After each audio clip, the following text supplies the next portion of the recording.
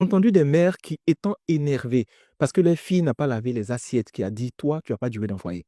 Toi que je vois, ton cœur que tu as là, on parle un, tu dis 10, toi, tu n'as pas duré dans le foyer. Ils vont t'enceinter comme ça, ils vont te déposer ici.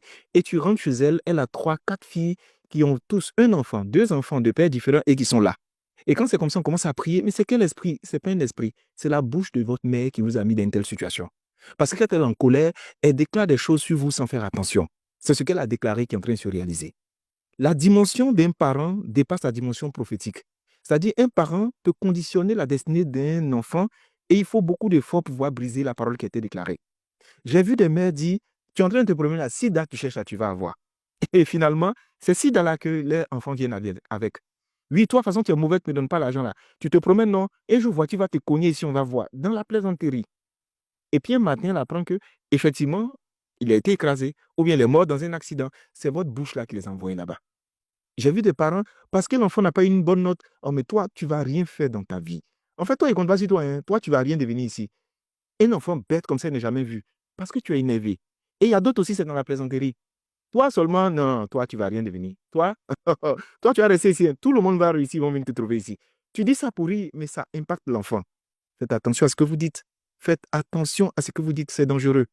Vous savez, quand on parle de fausses prophéties, les gens pensent qu'il faut être forcément à l'église et puis on lève la main pour dire, ah, je déclare telle parole. Souvent, vos parents déclarent des prophéties sur vous. Mais c'est des mauvaises prophéties. Et quand vous prenez le temps d'observer la vie de certaines familles, on va dire oui, il y a des alliances, il y a des liens, il y a des esprits qui viennent dans les familles, mais souvent dans la bouche des parents se trouve le succès ou l'échec. C'est pourquoi je vais dire à tous les parents qui m'écoutent aujourd'hui, l'année 2025, là, c'est un bon prétexte. Par moment, appelez vos enfants. Au téléphone, vous faites-les asseoir et puis bénissez-les. Annulez toutes les paroles remplies d'émotions que vous avez déclarées sur eux, toutes les malédictions que vous avez déclarées. Bénissez les enfants là. Renversez toutes les paroles que vous avez dites sur eux. Même si vous ne pensez pas avoir dit quelque chose de mal, faites-le. L'avantage, c'est que ça vous permet de pouvoir rectifier des choses que vous ne maîtrisez pas. Il y a des enfants qui sont bloqués aujourd'hui dans leur destinée parce que le père ou la mère qui a déclaré cette parole-là est décédé. Et aujourd'hui, ils sont en train de lutter avec une vie qui ne les ressemble pas. Ils sont en train de vivre des problèmes qu'ils ne comprennent pas parce que ces esprits et ces difficultés ont été activés par un parent en colère ou énervé. Il y a des parents qui ont dit, de mon vivant, tant que moi il vit, tu auras tel problème. Et ils sont morts avec ces paroles dans la bouche. Et ces enfants sont en train de lutter aujourd'hui. C'est pourquoi je dis, bénissez, ne maudissez pas.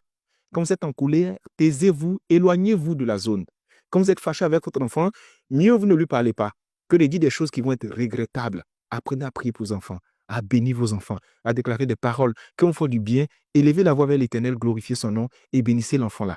Et n'oubliez pas de nettoyer et de gommer tout ce que vous avez dit de maléfique et de négatif sur vos enfants.